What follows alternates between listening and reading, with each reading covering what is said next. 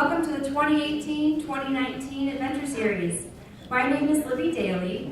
I'm the Associate Director of Membership here at Mystic Seaport Museum, and I want to thank you for coming out today. I did some research, and actually in 2019, Adventure Series turns to 70. So this has been a long-standing tradition for the museum. It began as a travelogue series and has grown to connect audiences with extraordinary individuals who share their stories of life at sea and adventures from around the world and close to home.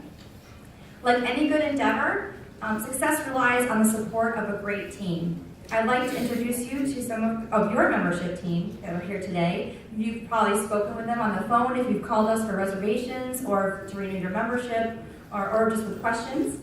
In the back, we have Chrisanne Felino and Lynn Leach, who are our membership specialists. And we also have today Margaret Milnes, our Director of Membership, is here with us today in the back. So thank you all for your support. I'd also like to thank our volunteers, Tracy and Tom Mursky. They help with check-in and do a lot of stuff for us here at the museum. They're part of our lifeblood here. And what helps me to bring these speakers here to you today are, I would like to thank my colleagues from the museum, and also many of you who come to me with ideas or connections to bring new people to the lineups.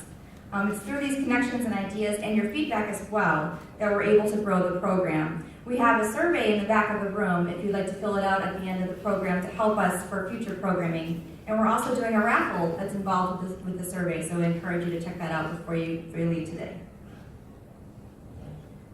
The Adventure Series would not be possible without the generous support of our exclusive community sponsor, Stonebridge Senior Living Community. 3 of this season's programs will be hosted at Stonebridge's auditorium.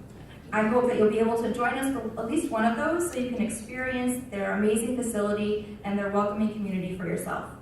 And before we begin, I'd like to introduce Shannon from Stonebridge, who would like to say a few words to help welcome you. Thank you, Libby. Like Libby was saying, my name is Shannon. I'm actually one of the residency counselors at Stonebridge, which is, I think, 2.1 miles up the road. If you haven't visited us before, we'd love for you to do that. On the back table, there's actually a brochure that has some open discussion times that we have at the community where you can just come in, sit down, have some coffee or some dessert, and actually just ask questions about the community in a small group setting. It's really nice. It's called Community Purpose and Opportunity. Stonebridge loves to be a sponsor of this series, and we look forward to seeing you at the community. Thank you.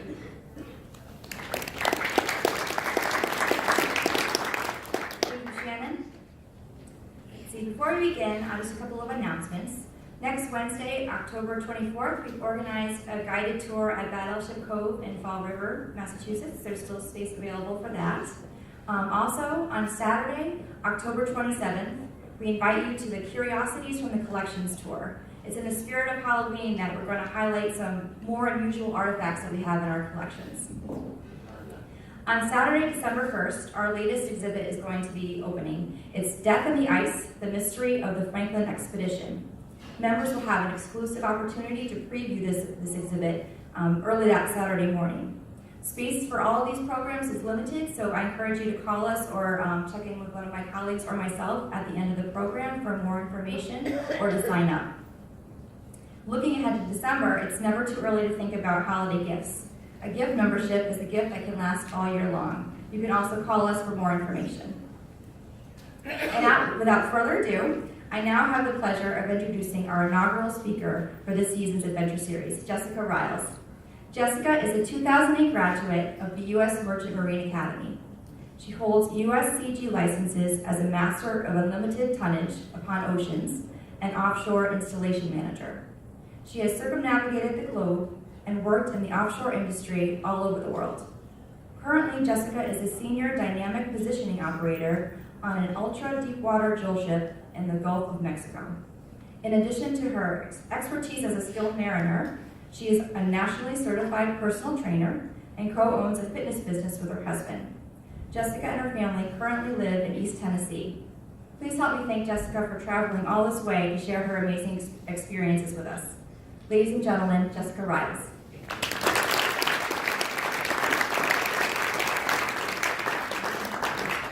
Thank you, Libby. Good afternoon. It's wonderful to be here in Mystic, in this historic maritime town. I have to tell you, last time I gave a speech in front of a group this large, I was about 3 years old. I had a single line in our church's Christmas play, and my dad promised me that if I said my line nice and clear into the microphone so that everyone could hear me, we would go to McDonald's. And from what he's told me, I said my line all right, in a little whisper that nobody could hear, then loud and clear into the microphone said, "Daddy, can we go to McDonald's now?" It's been a few years since then. Thank you for the warm welcome here to Mystic Seaport Museum and to your town. My name is Jessica Ryals, and I'm a graduate of the U.S. Merchant Marine Academy in Kings Point, New York, and I have a Merchant Mariner's license as an unlimited master. I'm here today to share a little about myself and life as a woman on the water.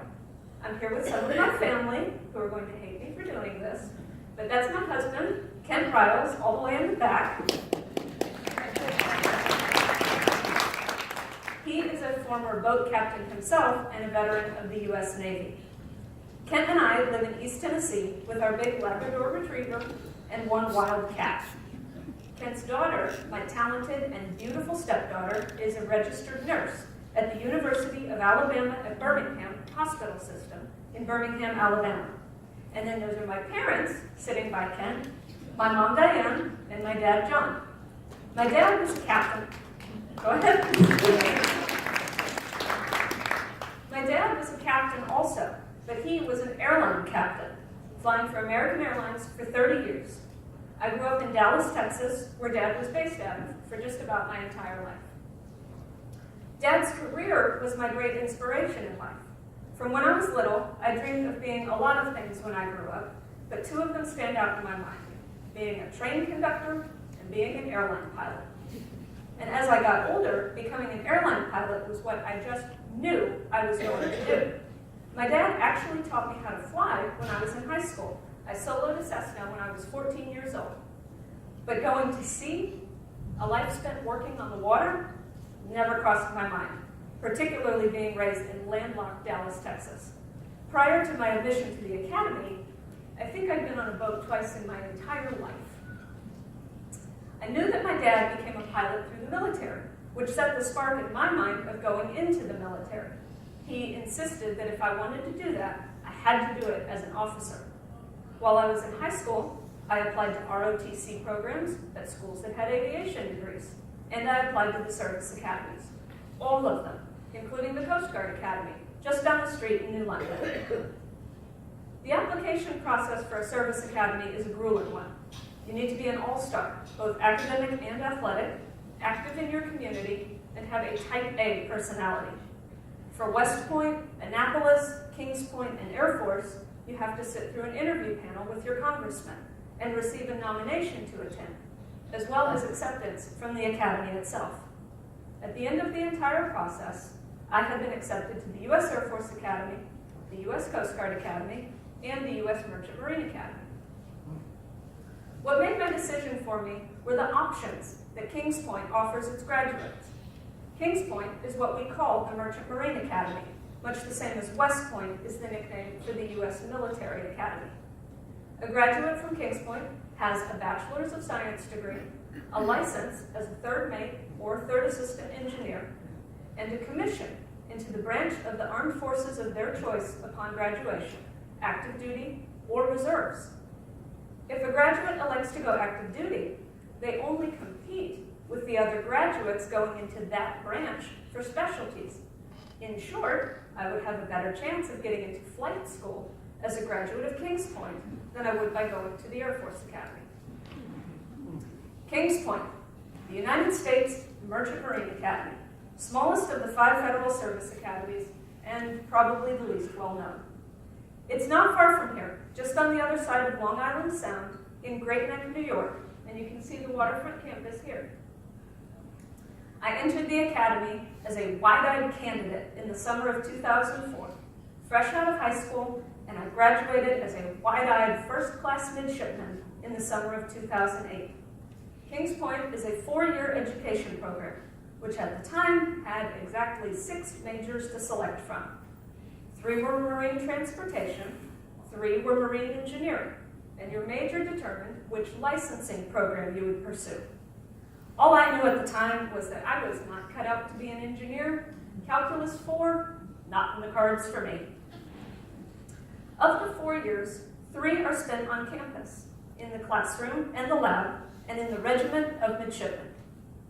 There is reveille and room inspection, morning colors formation, where the regiment of midshipmen salutes the ensign and rings the bell as the national anthem plays. There is weekend parade, as drill and ceremony are integral parts of a midshipman's daily life.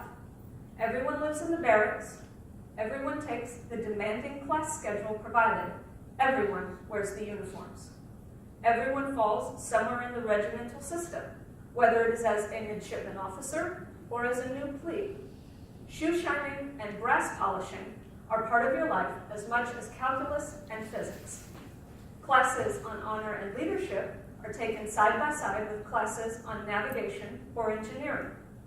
Kings Point takes young people and develops them into officers and leaders during those 3 years on campus. But what makes Kings Point truly unique is that 4th year, the one I hadn't touched on yet. That 4th year, which is actually a year split up during your 2nd and 3rd years at the academy, is not spent on campus at all. The 4th year is sea year, and it's spent on ships. Commercial ships, Coast Guard cutters, Navy ships, ships of all shapes and sizes and types, sailing all around the world.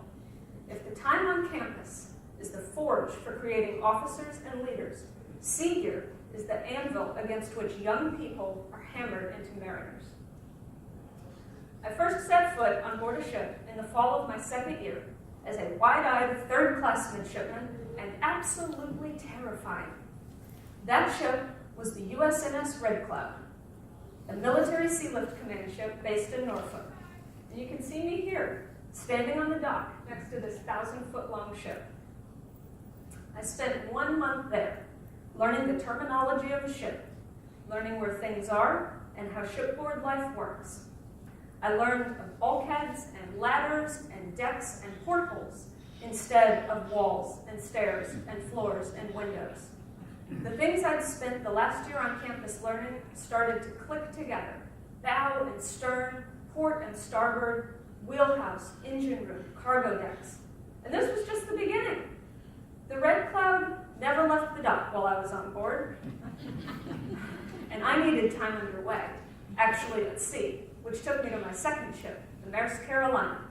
However, the USNS Red Cloud sent me away with one vital piece of inspiration, a woman as a member of the crew.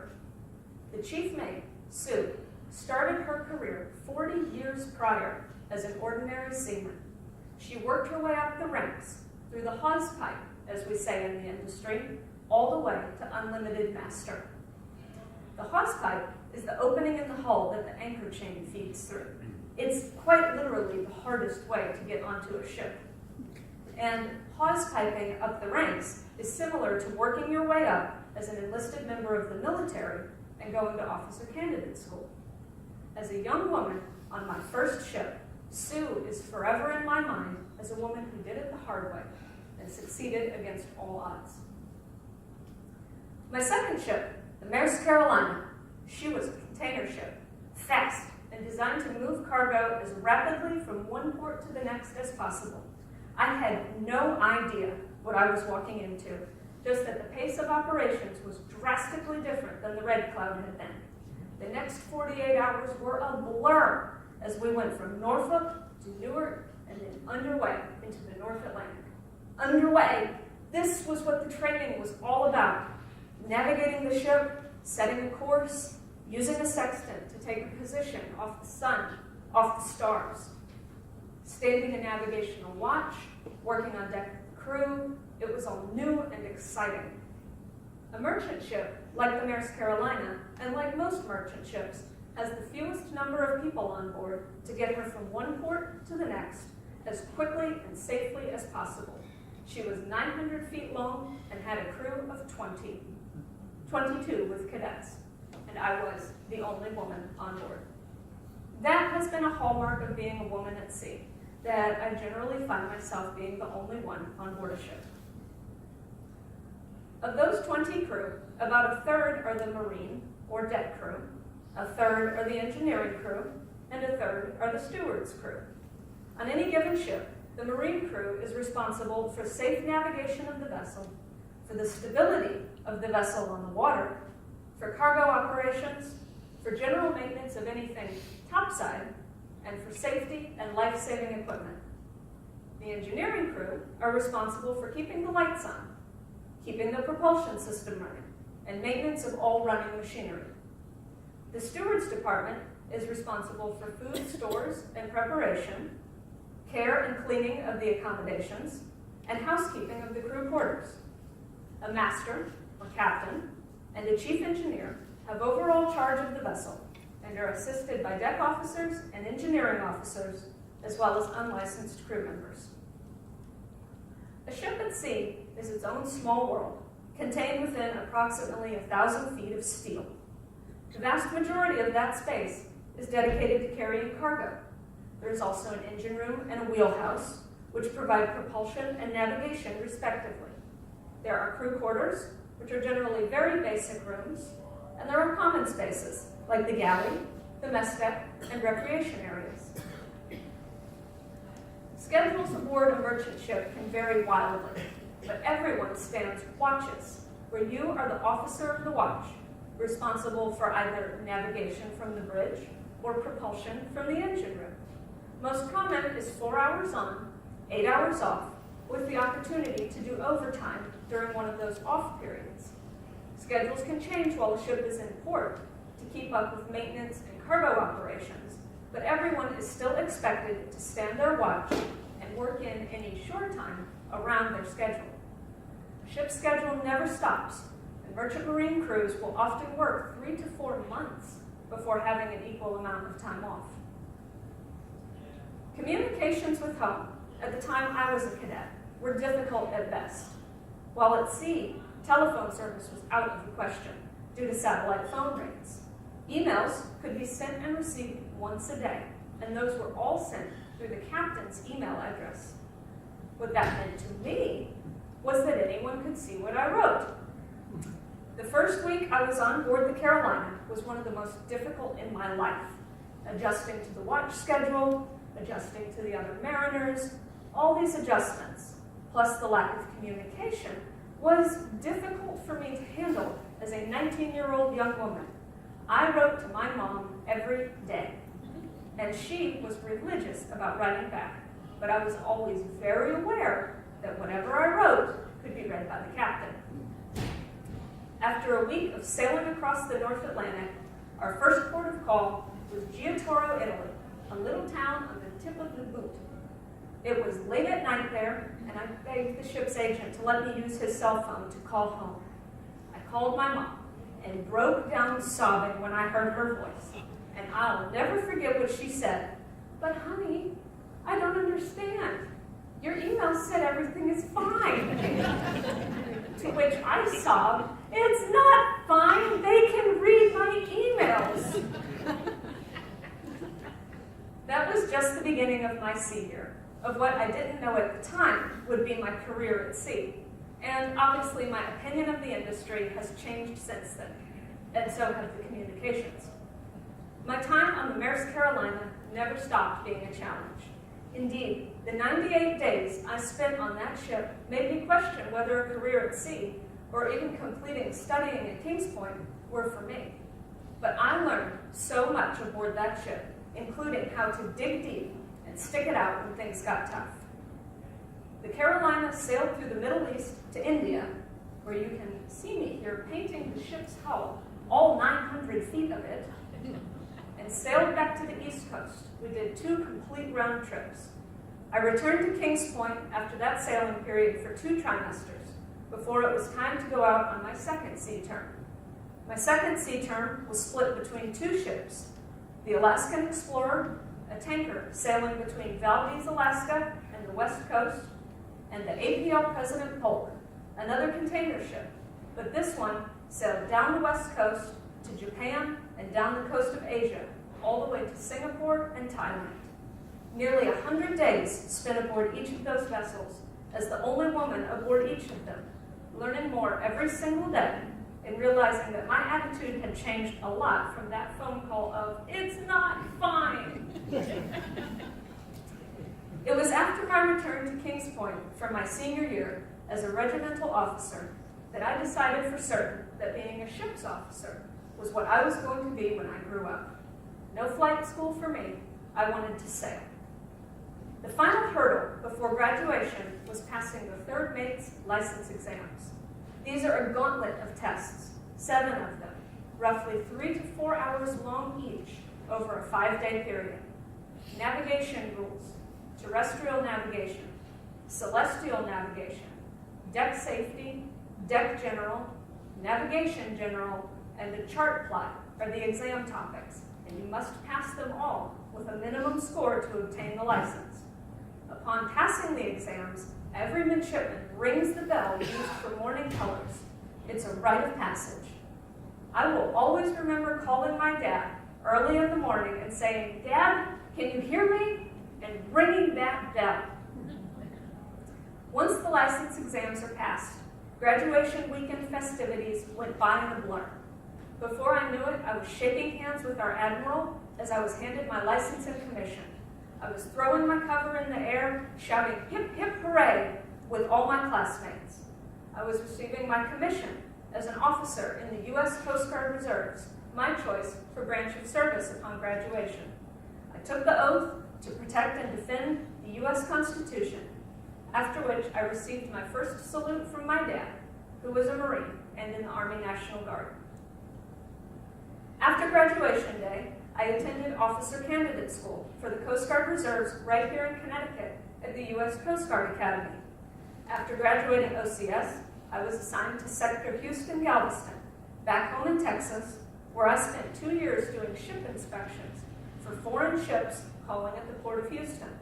This was invaluable experience for me in learning the regulatory side of the shipping world.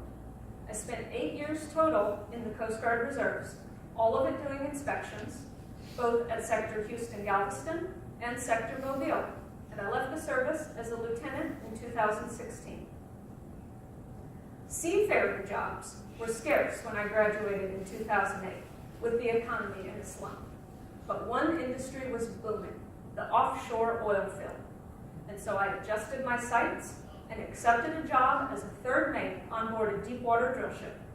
There was another round of training involved prior to going offshore for the first time. Basic safety, rigging and slinging, and the most terrifying of all to me, helicopter underwater egress training. It's exactly as fun as it sounds, which you'll see in this video.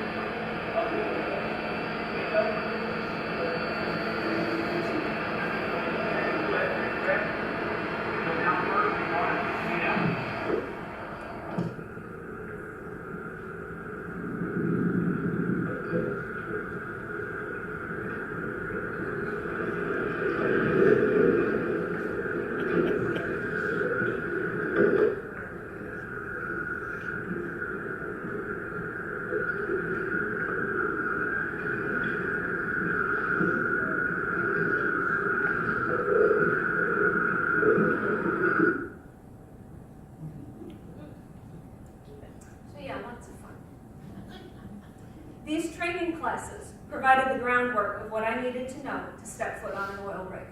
And on December 16th, 2008, I received a phone call informing me that I would be joining the drill ship C.R. Lewis on December 18th. I packed my sea bag, took my first helicopter flight, and a wide-eyed third mate joined her first drill ship. The oil field is a dramatically different world than the world of merchant shipping. These 800-foot-long ships are designed to stay in one place through a process called dynamic positioning and drill for oil in thousands of feet of water. Drill ships like the one I work on rarely, if ever, come into port. We stay hundreds of miles offshore in fields around the world, in the fields where the production platforms bring the oil to the surface. The rigs rely on supply boats to bring out everything that is needed to support the operation 24 hours a day, 7 days a week, 365 days a year. Those supply boats and the oil field industry are what I have to thank for my husband. Kent and I met at a class for dynamic positioning in Houston, Texas. I was a fresh third mate. He had grown up working on commercial fishing boats and was a supply boat captain, another hawse piper, in fact. We lived in different states, worked different schedules, and somehow we made it work. There was a time when we were both offshore on a long period away from each other. His boat was working with a platform that was just about 10 miles away from where my rig, the C.R. Lewis, was drilling. I could just barely see them during the day, but one night I had a handheld radio, and I was able to talk to him over it, and he flashed a searchlight at me so I could see where he was at. While drill ships do not come into port the way that merchant ships do, they do occasionally need to be moved. And that is why merchant mariners like myself are hired as part of the crew. Somebody needs to know how to drive the ship. Sometimes it's a few miles of getting underway in the Gulf of Mexico to move from one well to another, and other times it can involve transiting oceans. My 10 years in the oil field has been marked by several different ships. My first drill ship, C.R. Lewis, was an exceptional place to work. I started my career aboard the Lewis as what we called a deck mate. I was responsible for equipment maintenance, ship stability, and the cargo transfer systems. The time I spent working the decks helped develop a camaraderie with the rig crew and gave me a strong background of drilling operations prior to becoming a dynamic positioning operator. It was my time spent working on deck that gave me this view. From the highest point on a drill ship, the crown of the derrick, looking down 300 feet to the decks. After nearly 3 years, I was promoted and transferred to the Discoverer Americas, another drill ship in the Gulf of Mexico.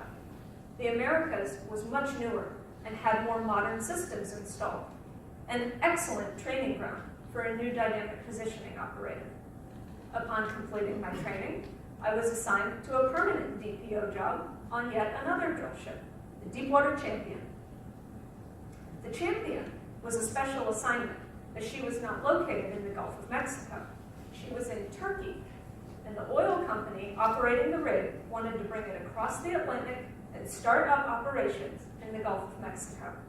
I was thrilled to be part of this international transit, which gave both myself and my husband the opportunity to travel to Turkey, then sail through the Mediterranean Sea, through the Straits of Gibraltar, and onto the Canary Islands. The next step in my career involved changing companies and joining a brand new drill ship at the beginning of her life, the Shipyard. I traveled to South Korea, where the West Auriga was in the final stages of being built and delivered to my company. She would then have to make the long trip around the world from Korea to the Gulf of Mexico. I was on board for roughly half the transit, across the Indian Ocean and around the Cape of Good Hope. This voyage included my first equator crossing, earning me my shellback certificate. This trip also earned my Order of Magellan, as it completed my circumnavigation of the globe. There are many of these types of certificates for various landmark crossings and navigations, which some of you might be familiar with if you served in the Navy or the Coast Guard. The West Auriga is the drill ship that I still work on today, nearly 6 years later, the longest I have been on any one vessel. I'd like to show you a video taken by drone of the rig as she left the shipyard in South Korea in 2013.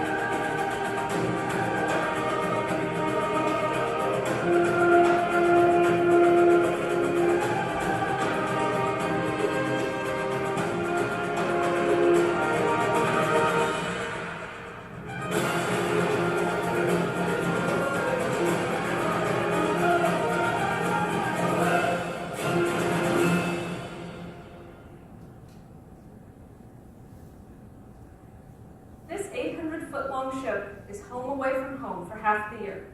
Drill ships run 365 days a year, 24 hours a day. I'd be willing to wager that my commute to work is longer than almost anyone else's here. My company provides my travel, and I leave home the day before I'm due to crew change. It's an hour drive to the airport, where I fly from Tennessee to New Orleans. I spend a night in a hotel, then take an hour-long van ride to Houma, Louisiana, where I catch a helicopter just like this, a Sikorsky S-92, to the rig. It's about an hour-and-a-half helicopter ride to where my current rig is working, 120 miles offshore.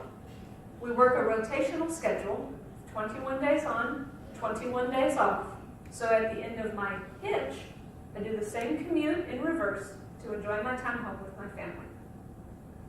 Day-to-day operations on board a drill ship are very different than those on board a merchant ship due to the nature of the mission at hand. A merchant ship is designed to carry cargo from point A to point B as efficiently and cost-effectively as possible. A drill ship is designed to drill holes in the earth for an oil company as efficiently and cost-effectively. Larger crew, up to 200 people on board the rig I work on now, with many more departments than just marine and engineering. The drilling department does the work of drilling holes, thousands of feet into the earth in thousands of feet of water. The crane department handles the cargo transfers between the rigs and the supply boats. There are administrative positions, a medic, and safety officers. However, one thing remains the same. A master or captain and a chief engineer have overall charge of the vessel and are assisted by deck officers and engineering officers, as well as unlicensed crew members. Where I fit into that hierarchy is as one of the deck officers. I am now the senior dynamic positioning operator, which means I am the officer of the watch and in charge of the wheelhouse of the ship for my 12-hour shift. It is my job to keep us on location, to monitor the weather and adjust the ship accordingly. If the rig is being moved between locations, I am responsible for mapping the voyage plan and navigating the ship from point A to point B. I monitor the power usage and assist with keeping ship systems online.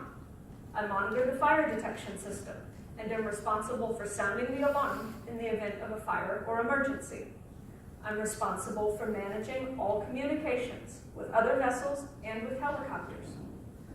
But my primary duty is the safety of the ship and all personnel on board by maintaining our location while they drill for oil. The license that I hold is a captain's license. I have steadily upgraded my license as I accrued sea time out of school and sat through another battery of testing along the way. The crew, up to 200 people, all work 12-hour shifts to keep the operation running 24/7, 365. Of those 200, on my current vessel, we have 4 women, which is more than on most rigs that I've worked on. Staterooms on the rig are small, and everyone shares a room with someone who works the opposite shift, so you do not occupy the same room at the same time. 2 single beds, a small desk, a small bathroom, and storage are the basics of each room, and not much more. Meals, cleaning, and laundry service are all provided, and communications have come a long way from when I was a cadet. I have a telephone in my room that I can call home on daily, and Wi-Fi that I can use to stay in contact with my family over text message. We have recreation facilities, like a gymnasium, and there's satellite TV to keep people entertained when they are off shift. As we spend half our lives on board, the rig really is home away from home. We even do things like decorate for the holidays. Spending half your life away from home and living life in 3-week parcels of time can be very stressful. It can be difficult to balance and takes a significant adjustment. I always tell my new crew members to give it 3 pinches, because that's how long it takes to either settle in or determine that the lifestyle is not for you. And after doing it for a long time, I do believe that it's more difficult for women than it is for men. There are additional challenges we face as women. Foremost, being female in what is historically a man's industry. There is a certain amount of proving a woman in a predominantly male industry must do to show that she is not simply qualified, but also competent. There are societal pressures to conform to for what is normal for a woman, and a big piece of that is family. The question that inevitably gets asked of a woman working offshore is, what about your family? For me, I couldn't do it without my family. I met and married a man who knew what he was getting into, as he had been in the industry for years. His daughter, who I helped raise from the time she was 13, was used to his coming and going, much the same as I had been when my dad was a pilot. We learned to make our holidays and birthdays when we could all be together, and making them as special as if they were on the real day. Their support has meant the world to me, has helped me keep my head up when things seem difficult. It has been several years now since my husband and I decided that one of us needed to work from home instead of offshore. It was a huge decision to make, and a lasting one, and we spent months discussing the best option for us to move forward with as a family. A just add water family, as we are fond of saying. And with Kent's daughter in mind, and his willingness to look out for my career, Kent retired from being a boat captain and began working from home, first as a personal trainer, and now as a realtor and house flipper. His choice of jobs was to support me. It enabled him to have flexible hours, so that when I am home for my 21 days, we can have more time together. Ken has made so many sacrifices for me to pursue my career, and I quite literally could not do it without him. I mentioned that Kent was a personal trainer, and that's something that I've pursued also. Fitness has always been a passion of ours, and we decided to bring it to other people by founding an online fitness business, True Grit Fitness, and we both maintain certifications as personal trainers. Balancing a side business with a full-time offshore career has been a struggle, particularly with the staying fit part. The 12-hour shifts offshore get long, and while 12 hours off might seem like a lot, it gets used up quickly. First, one has to ensure that they get enough rest to be an alert watch standard the next day. That takes up roughly 7 of my 12 hours off. I care a great deal about staying in touch with my loved ones while I'm on the rig, and I take time every day to talk to my husband. He is my anchor, my connection to the real world when I am at work. The remaining time I devote to fitness, spending roughly an hour and a half in the gym every day. One of my motivations for getting to the gym daily is my role in an organization called Women Offshore. Women Offshore was founded just over a year ago by a classmate of mine from Kings Point with the mission of connecting and empowering women in the offshore and maritime industries. My friend asked me to join as one of the founding members and head up the health and wellness section of the site. Wellness is a vital piece of maintaining a healthy work-life balance, and one that is often overlooked in the industry. My goal has been to use my background as a personal trainer and my passion for fitness to help guide other women and men in the industry towards a healthy lifestyle. My articles are on the benefits of exercise. I developed workouts designed to be done on ships and platforms, and I talk about the importance of mental health and balance, and those can all be found as resources on Women Offshore. My other role with Women Offshore has been spearheading the mentorship program, which already has 53 women in active discussions regarding careers and life. Women only make up 4% of the maritime and offshore industries, and connecting those women is vital to growing that number. It is easy to feel alone when you're the only lady working on a ship, and when society places certain pressures on women to fulfill certain roles in life. Women Offshore provides career advice, discussions on balancing family and work life, discusses powerful women at sea in history, and features modern-day women at sea. Over 93 women have been featured on the site to date. Women Offshore has helped to reignite my own personal fire to achieve something that a very short line of women have done: captain an unlimited tonnage vessel. That is the predominating career goal in my life. I have achieved the license through years of accrued sea time, of continuing education, and of grueling examination. I have achieved it through the unwavering support of my husband and the encouragement of my parents. Now I set my sights on using that license to lead the crew of a ship. I recently saw a saying from women at the U.S. Naval Academy, "Be the woman you needed as a plebe." And I see that applying to women coming into the offshore and maritime industries as well. Be the captain you needed as a cadet. In addition to the master's license, I intend to pursue a master's degree. I understand the needs for postgraduate education for certain jobs, and I believe the season of life has arrived to pursue that. While I fully intend to sail as master aboard a ship someday, I also dream of the day when I do not have to leave home for half my life. There is a great appeal to working a shoreside job, one that allows me to be home with my husband, my stepdaughter, and my pets at the end of every workday. With that in mind, the future is a bright one, both for myself and for women in the industry. I thank you for your time and attention today, and I will be very happy to answer any questions that you have. But first, can we go to McDonald's now?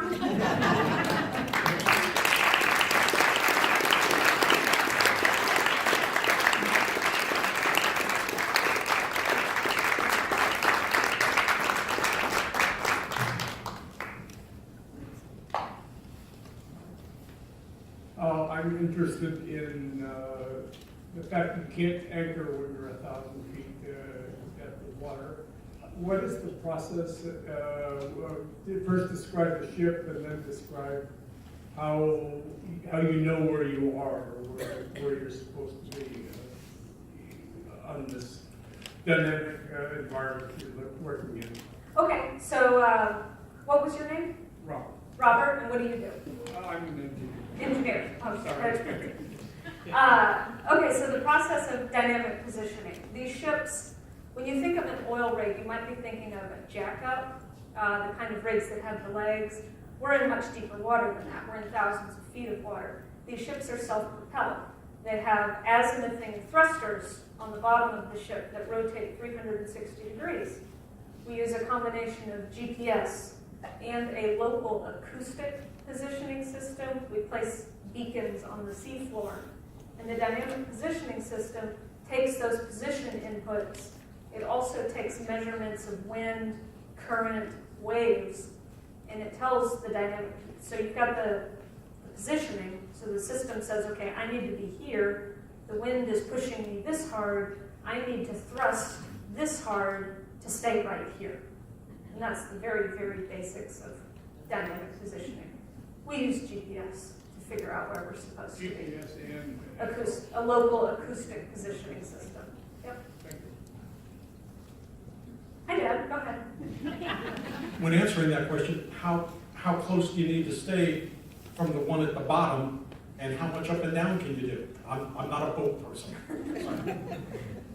So the rig, I explained, is self-propelled, but obviously we're attached to the seafloor because that's where they're putting a hole in the earth, 7,000 feet below the rig.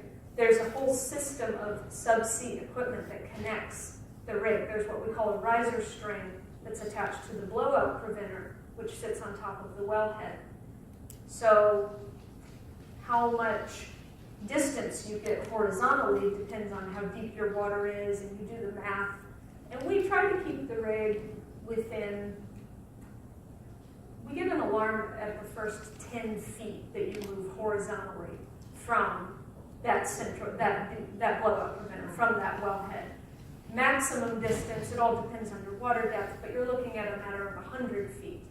However, day-to-day positioning operations, we're within a matter of 3 feet of the wellhead. It's extremely precise.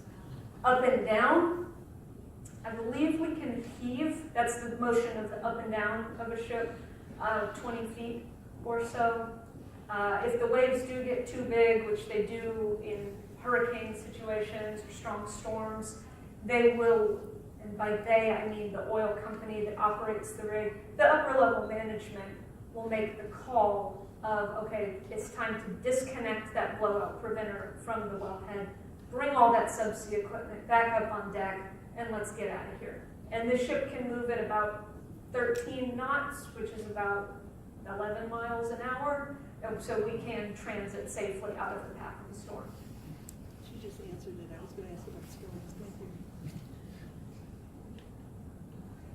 Well, thank you for an absolutely remarkable discussion. What you've done and what you're doing is amazing.